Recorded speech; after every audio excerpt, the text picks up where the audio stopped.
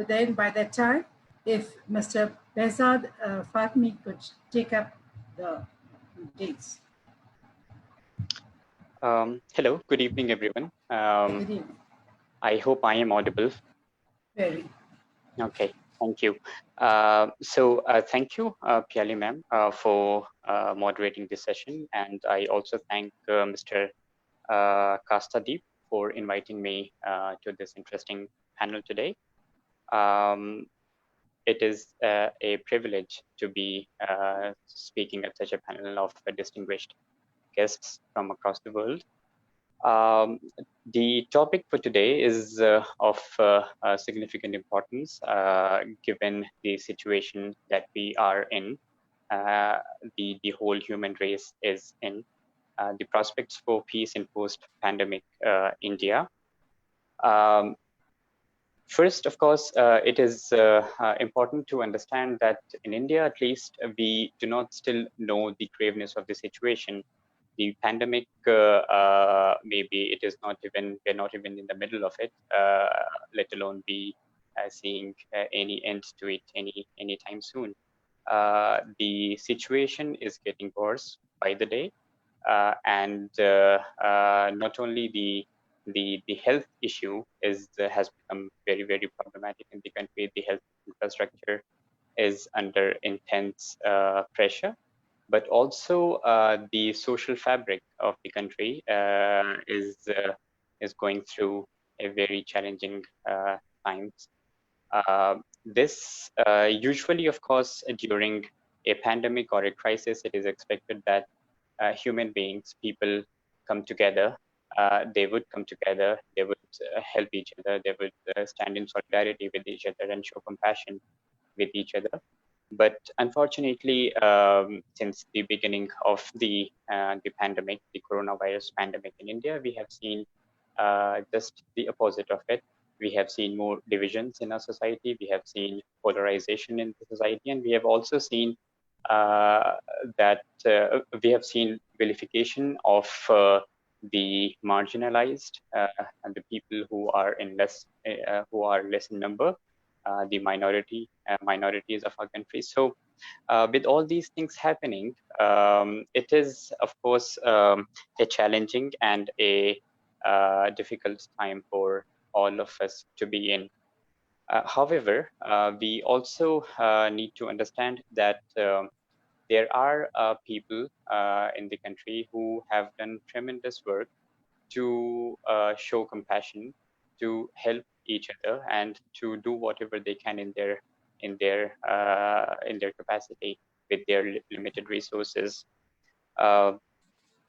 It is also we should also not forget that perhaps when since the outbreak of the pandemic, when we are hearing a lot about the divisions, the discrimination, violence, and open hatred against certain people, maybe as a society, we the powerful have by powerful I mean the media here, the politicians, and the people sitting in high offices.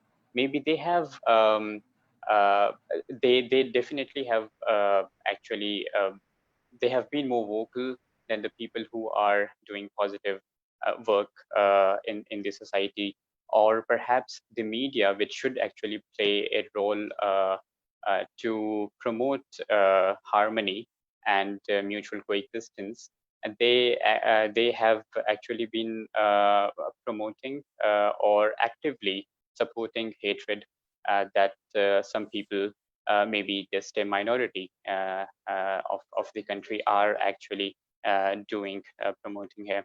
So this is very important to understand that yes, there are problems. The health issue is one thing. Then we also have problems in our society where hatred and polarization have increased.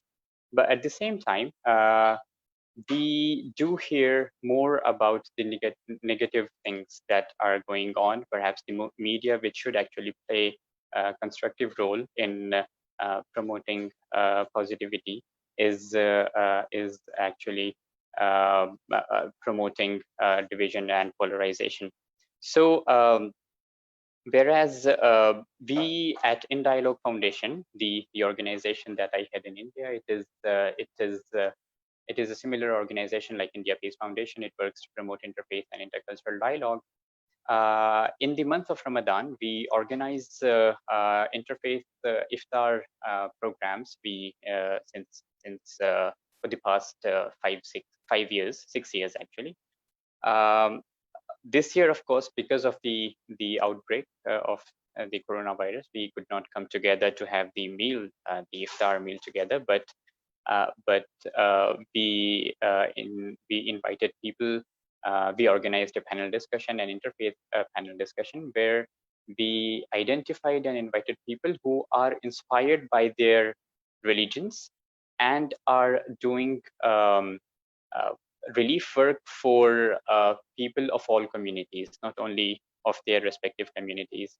So we had we had a representative of Hindus for Human Rights, which is also very actively doing relief work in Delhi and in other parts of the country. We had a representative from Khalsa Aid. She also made presentation on how they are doing relief work without discriminating uh, on the basis of religion, region, or um, any other thing. Likewise, we also had a Christian father who is based in Varanasi and has been coordinating relief work.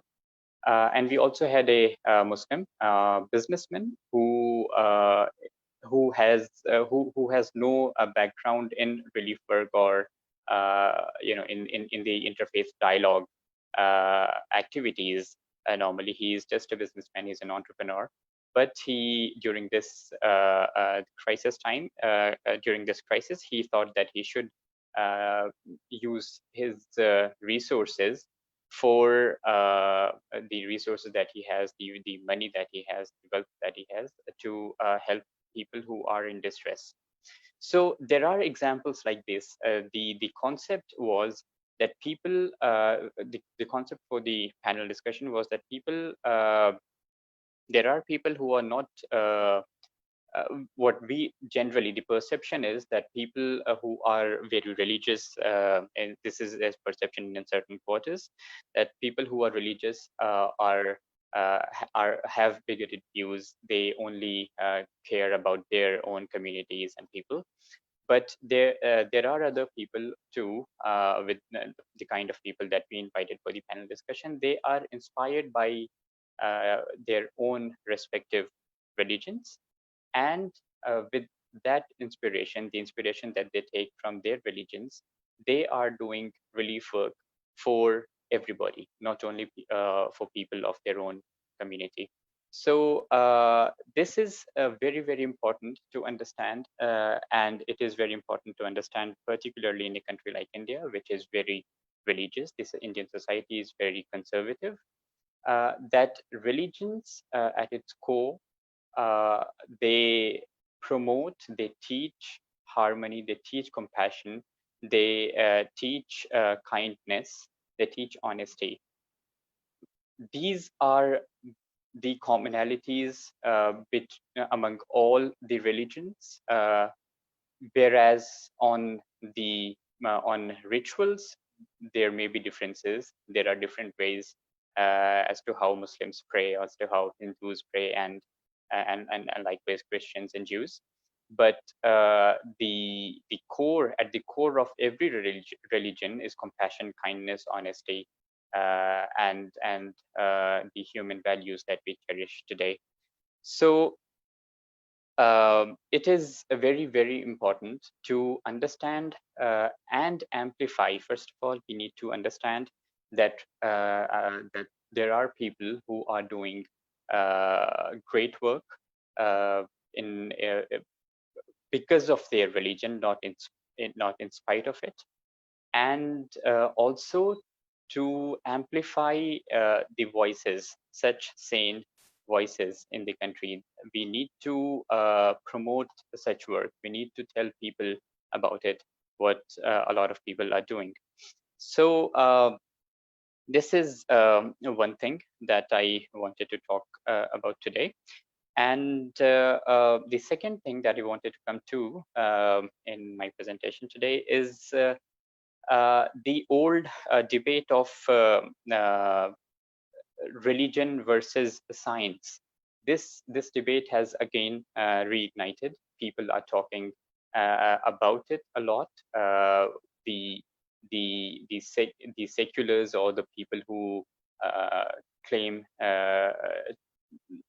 to have, I mean, they claim to have superiority over the religious people. They are saying that, see, there are instances where religions have forced people to come together and defy what science is telling today in this time of a pandemic. There are, in case of India, people have blamed a certain Muslim organization, a sect, for actually igniting, or actually helping spread the virus in the country. Likewise, in the West too, there's debate about this. The conservative, ultra orthodox churches and also synagogues in the US, they have been coming together. I mean, the religious congregations have been going on, and there are criticisms against them too. But it is important that to understand that there are other organizations, religious organizations, who actually recognize the importance of science, who see who see science as complementary with the religion, and not as something which is incompatible with religions. So one of the organizations, I don't know how many of you have heard of it, but an organization, it was started in 1960s in Turkey. It's called Hizmet movement, or Gülen movement. It started in 1960s in Turkey, and now it has presence in over 160 countries across the world. It works mainly in the field of education, relief work, and dialogue. The leader of the movement, the Gülen movement, is Mr. Fethullah Gülen, who is of Turkish origin. He's an Islamic scholar, but he lives in the US since 1999. He issued a statement in the month of March, saying that people should abide by the regulations and rules and regulations laid out by the local authorities in wherever they are living, and they should respect the guidelines coming from medical experts. And also, he encouraged his followers across the world to see helping others, the people who are in distress, helping them as their responsibility, and do whatever they can to you know I mean, help and show compassion with the people who are in trouble these days. So it is important that to understand that secularism versus the science versus religion debate, it is also very superficial, very it is something that can be very misleading. We need to understand that uh, religions also promote science, and science leads to the divine power that we all know of. So these things are not, religion and science are not contradictory to each other. They are they are complementary to each other, and therefore we need to understand this. And again, we need to amplify voices of religious organizations who are actually helping the health workers, the corona warriors, as we call them in India, to help deal with this pandemic. And it is very important that we do not discard science, nor we discard religion at this time. So with this, I would like to conclude here, and thank you, our organizers, for having me today. Thank you. And if there are any questions, I'd be happy to take them.